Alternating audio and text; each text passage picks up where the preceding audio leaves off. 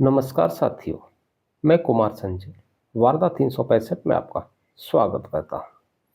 साथियों, तारीख थी 29 अगस्त 2024 का दिन था। सुबह के करीब 11 बजे का समय और जगह थी उत्तर प्रदेश के अयोध्या में थाना गोसाईगंज। थाना गोसाईगंज में हर दिन की तरह आम हलचल के बीच पुलिस अधिकारी अपने काम में व्यस्त थे। तभी बदहवास हालत में एक उम्रदराज महिला थाने में दाखिल होती है और उसे देखकर के पुलिस वालों को ऐसा लग रहा था कि शायद इस महिला के साथ कोई छोटी मोटी लड़ाई या वारदात झगड़े जैसी कोई घटना हुई होगी।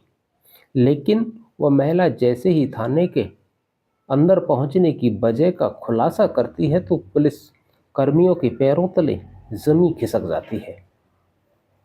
महिला रोते हुए ये बताती है कि उसके पास एक फोन आया है और फोन करने वाले ने ये कहा है कि तुम्हारी बेटी की लाश रेलवे स्टेशन के पास एक खंडहर में पड़ी है। महिला की इस बात को सुनकर के पुलिस थाने में पूरी तरह से हड़कंप मच जाती है और तुरंत पुलिस की एक टीम महिला की बताई हुई जगह पर पहुंचती है। जिस खंडहर का महिला ने जिक्र किया था वो खंडहर पुलिस थाने से कुछ ही किलोमीटर की दूरी पर ही था। पुलिस टीम जैसे ही पहुंचती है तो वहां देखती है कि काफ़ी तेज बदबू वाली दुर्गंध आ रही थी। मुंह पर रुमाल रखकर के पुलिसकर्मी उस खंडहर के अंदर की तरफ जाते हैं और अंदर की तरफ जाकर के देखते हैं कि एक लड़की की सड़ी हुई लाश वहां पड़ी है। पुलिसकर्मी इस मामले की खबर अपने जो सीनियर अधिकारी हैं उनको भी देते हैं और लाश को बाहर निकालते हैं। बाहर निकालने के बाद उस लाश को पंचनामा भर के पोस्टमार्टम के लिए सिविल हॉस्पिटल में भिजवा दिया जाता है। और महिला थाने में जो आई थी उसने कपड़ों को पहचान करके ये बता दिया था कि ये लाश उसकी बेटी सविता की ही है। अब पुलिस हत्या का केस दर्ज कर लेती है। दर्ज करने के बाद इस मामले की छानबीन को आगे बढ़ाती है। लेकिन 2 दिन के बाद उसकी पोस्टमार्टम की रिपोर्ट भी आ जाती है। तो रिपोर्ट में ये पता चलता है कि सविता की जो हत्या की गई थी वो गला घोंट करके की गई थी। कातिल ने सविता का कत्ल करने के बाद मौके पर कोई भी सबूत नहीं छोड़ा था।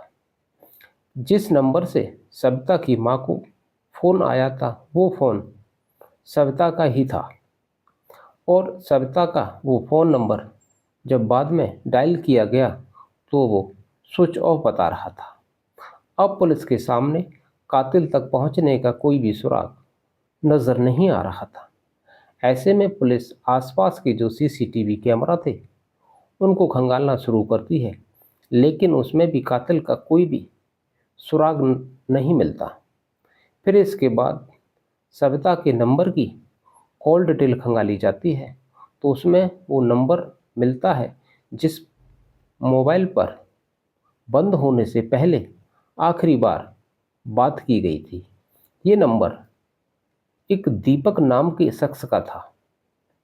पुलिस ने उस नंबर पर जब फ़ोन मिलाकर के बात की तो उसने सविता के बारे में जानकारी ली तो उस व्यक्ति ने ये बताया कि वो किसी भी सविता नाम की महिला को या लड़की को जानता ही नहीं।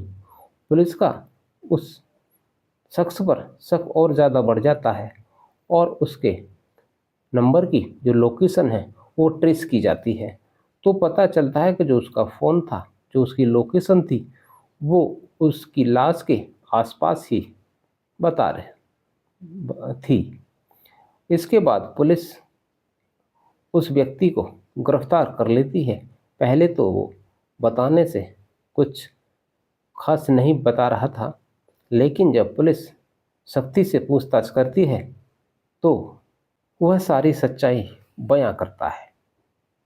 पता चलता है कि सविता और दीपक के बीच में प्रेम संबंध थे और उसने ही सविता का गला दबा करके कत्ल किया था। जब कई दिन तक सविता की लाश का पता नहीं चला तो उसने ही अपनी प्रेमिका की माँ को फ़ोन करके ये जानकारी दी थी और जगह के बारे में बताया था।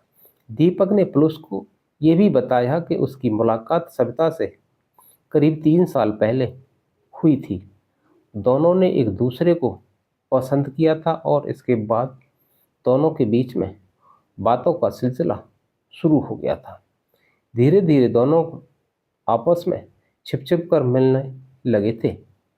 इसी बीच दीपक की शादी हो गई थी और उसके बाद सविता को ये बात नहीं पता थी कि दीपक की शादी हो चुकी है और दीपक ने इस बात को सविता से छुपाए रखा था। हालांकि उसको ये भेद ज़्यादा दिन तक नहीं छुपा सका और एक दिन जब सविता को इस बात का पता चला तो सविता ने उसके साथ बात करना पूरी तरह से बंद कर दिया था। पूरी तरह बंद करने के बाद एक दिन दीपक को पता चलता है कि सविता उसके दोस्त से फ़ोन पर बातें किया करती है। ये सुनकर के दीपक को गुस्सा आ गया और उसने सविता को फ़ोन करके बात करना चाहा तो सविता ने कहा कि वो उससे कोई भी रिश्ता नहीं रखना चाहती। लेकिन फिर भी दीपक ने 20 अगस्त 2024 को उससे आखिरी मुलाकात के लिए मिलने को बुलाया था। तो ये 21 तारीख को सविता ने अपनी माँ से ये कहा था कि वो किसी काम से बाहर जा रही है और शाम को वो घर पर वापस नहीं आएगी और अपनी बुआ के घर पर ही रुक जाएगी।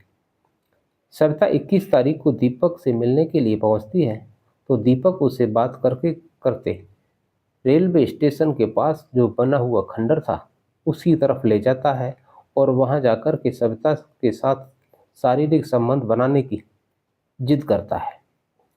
सविता शारीरिक संबंध बनाने से इनकार करती है तो दोनों में काफ़ी झगड़ा होता है और झगड़े में ही दीपक उसका गला दबा करके उसकी हत्या कर देता है। हत्या करने के बाद उसका जो फ़ोन था उसको अपने साथ ले आता है और साथ ले आने के बाद देखता है कि उस नंबर पर किस किस का फ़ोन आता था। उधर सविता के परिजनों को भी 4 से 5 दिन तक जब सविता घर पर नहीं पहुंची तो उसकी चिंता होती है और उसे तलाशना शुरू कर देते हैं। लेकिन 29 अगस्त को दीपक ने सविता के फ़ोन नंबर से ही उसकी माँ को बताया कि उसकी बेटी की लाश एक खंडर में पड़ी हुई है और इससे पहले कि सविता की लाश को देखने वो गया भी था। और दीपक ने पुलिस को ये भी बताया कि वो सविता से बेतहा प्यार करता था, उसके बिना रह नहीं पा रहा था। और पुलिस ने दीपक से उसका मोबाइल नंबर और उसकी सारी जानकारी हासिल करने के बाद कत्ल के इल्ज़ाम में दीपक को संबंधित धाराओं में केस दर्ज करके कोर्ट में पेश किया। साथियों, ये थी आज की कहानी लव क्राइम की। इस कहानी को सुनाने का उद्देश्य किसी की भावनाओं को ठेस पहुंचाना नहीं है, बल्कि नई पीढ़ी को गलत कार्यों से जागरूक करना है। अगर आपको हमारी ये कहानी पसंद आई हो तो एक प्यारा सा लाइक और हमारी कहानी को सब्सक्राइब जरूर करें। कहानी सुनने के लिए बहुत बहुत धन्यवाद।